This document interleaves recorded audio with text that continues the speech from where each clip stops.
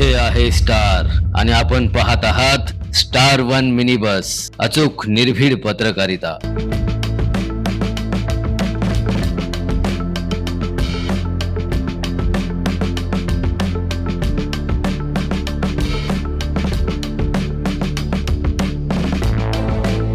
मालगाव जिल्हा परिषद गटातील भाजपच्या उमेदवार दीपाली श्रीकांत जमखंडे कांबळे यांच्यावर जात वैधता प्रमाणपत्रावर तुषार खांडेकर यांनी गंभीर आरोप केले आहेत।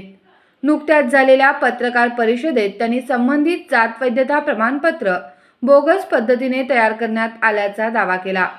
या प्रकरणात सर्व बाबी समोर असूनही प्रशासनाकडून कोणतीही कारवाई होत नसल्याचा आरोपही त्यांनी केला।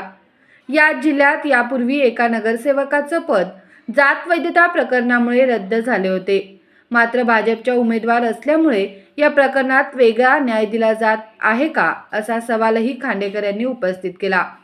तसेच मिरजेचे आमदार सुरेश भाऊ खाडे यांचा दबाव असल्यामुळे कारवाई होत नसल्याचाही आरोप त्यांनी केला। आज आपण मालगाव तालुका मिरज जिल्हा परिषद सार्वत्रिक निवडणूक 2026 रोजी पार पडली।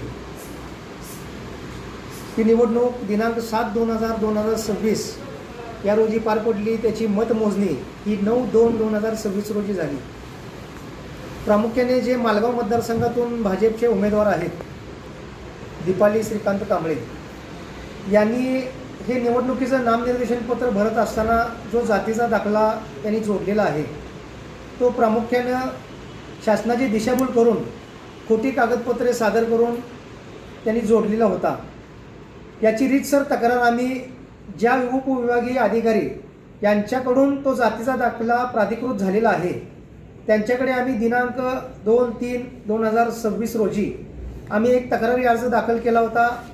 त्या तक्रारीच्या अनुषंगाने प्रांत जत यांनी 8/5/2026 रोजी त्या संबंधित कोसारी गावचे जे मंडल अधिकारी असतील तलाठी असतील यांना लेखी आदेशानुसार संबंधित ज्यांनी हा जातीचा दाखला काढत असताना महसूल पुरावा जो जोडलेला आहे त्यांची जबाब नोंदवण्यासाठी लेखी त्यांनी आदेश केले। त्यानुसार त्या ठिकाणचे मंडलाधिकारी असतील तलाठी असतील यांनी 8/5/2026 रोजी त्या गावचे पोलीस पाटील असतील, त्या गावातील ग्रामपंचायत लिपिक असेल, महसूल सेवक असतील आणि ज्या कुटुंबाचा महसूल पुरावा त्यांनी जोडलेला आहे त्या कुटुंबातील व्यक्तींचा लेखी जबाब मंडलाधिकारी यांनी प्रांत यांच्याकडे सादर केलेला आहे आणि त्या जबाबामध्ये स्पष्टपणे तेथील पोलीस पाटील, महसूल सेवक आणि ग्रामपंचायत कर्मचारी यांनी सरळ म्हणलेलं आहे की जे उमेदवार आहेत दीपाली श्रीकांत कांबळे यांचे जे वडील आहेत हे प्रामुख्याने त्या महसूल पुराव्यामध्ये दिसून येत नाही।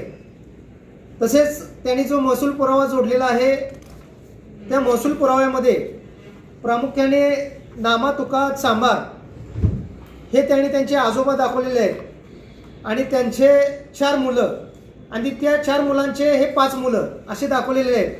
परंतु त्या 5 जणांपैकी त्या कुटुंबातील अप्पासो नामदेव साळे म्हणजेच अप्पासो नामदेव चांभार यांनी जबाबात म्हणले आहे की आम्ही 5 जण अप्पासो, भाऊसो, अण्णासो आणि बाळासो याच्या व्यतिरिक्त आम्हाला 6वा भाऊ नाही। 6वा म्हणजे कोण तर ह्या उमेदवाराचे सदाशिव याचे सर्व जबाब हे सही शिक्क्यानिशी आमच्याकडे आहेत। प्रांतानं देखील सदरचा अहवाल ह्या मंडल अधिकाऱ्यांनी पाठवलेला आहे। मंडल अधिकारी यांनी जबाब पाठवल्यानंतर उपविभागीय अधिकारी जत यांनी तेव्हापासून 10/7/2026 पर्यंत 5 ते 6 सुनावण्या घेतल्या। या सुनावणीमधील सौ दीपाली श्रीकांत कांबळे ह्या एकही तारखेला उपस्थित राहिलेल्या नाहीत। त्यांचं म्हणणं त्यांनी मांडलेलं नाही। याचाच अर्थ असा आहे की त्यांनी खोट्या ज्या काही कागदपत्र असतील ते दाखल करून त्यांनी हा जातीचा दाखला काढलेला आहे असं त्यांचं म्हणणं आहे। त्यानंतर प्रांत यांच्याकडून आम्हाला सांगण्यात आलं की 4 ते 5 दिवसामध्ये सदरचा जो काही अहवाल आहे तो वरिष्ठ कार्यालयाकडे पाठवण्यात आम्ही पाठवू असं त्यांच्याकडून सांगण्यात आलं। परंतु आज 20 दिवस झाले प्रांत अधिकारी यांच्याकडून अहवाल जिल्हाधिकारी यांच्याकडे सुपूर्द करण्यात आलेलं नाही किंवा पाठवण्यात आलेलं नाही. आमची शंका आहे की प्रांत यांच्यावरती मिरजेचे आमदार भाजपचे सुरेश खाडे यांचा दबाव असण्याची शंका आहे. कारण मिरजेतील वार्ड क्रमांक 20 अनुसूचित जाती ब मधून ज्या आमच्या राष्ट्रवादीच्या अश्विनी कोळी मॅडम ह्या निवडून आल्या होत्या, त्यांनी बोगस दाखला जोडला म्हणून त्यांच्यावरती तक्रार भाजपच्या वतीने करण्यात आली. त्यांची तक्रारीचा अहवाल एवढ्या फास्ट ट्रॅकवरती चालवून दिला जातो, परंतु मालगावचे भाजपचे उमेदवार यांनी खोटी कागदपत्रे जोडून जातीचा दाखला जोडला.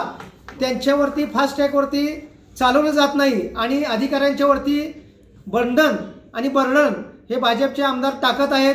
त्यांना फार्स करत आहेत की अहवाल देण्यास टाळाटाळ करा म्हणून.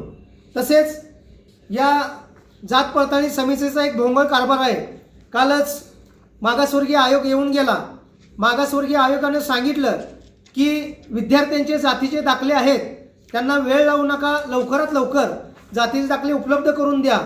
परंतु ह्या जात पडताळणी समितीचा एक भोंगळ कारभार बघा की इलेक्शन झाली 7 फेब्रुवारीला, त्याचा निकाल लागला 9 फेब्रुवारीला आणि या इसमाचं दीपाली श्रीकांत कांबळे यांचा कास्ट व्हॅलिडिटी दिली जाते 11/2ला.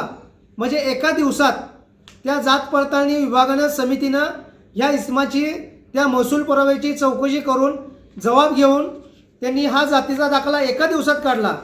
आणि आम्हाला माहितीच्या अधिकाऱ्यांमार्फत जात पडताळणीकडून काही कागदपत्रे मिळाली. त्यामध्ये प्रामुख्याने मी नमूद करू इच्छितो की जात पडताळणी करत असताना काही त्या गावातील प्रमुखांचे असेल किंवा त्या जातीतील लोकांचे जबाब घेणे गरजेचं असतं. परंतु या जात पडताळणी समितीनं जबाब घेत असताना की प्रामुख्यानं एक सांगलीतील व्यक्ती आहे बाळासाहेब हरिबा पाटील, खाजगी नोकरी कोल्हापूर रोड रामनगर सांगली येथे राहतात, त्यांचा जबाब नोंदवलेला आहे. तसेच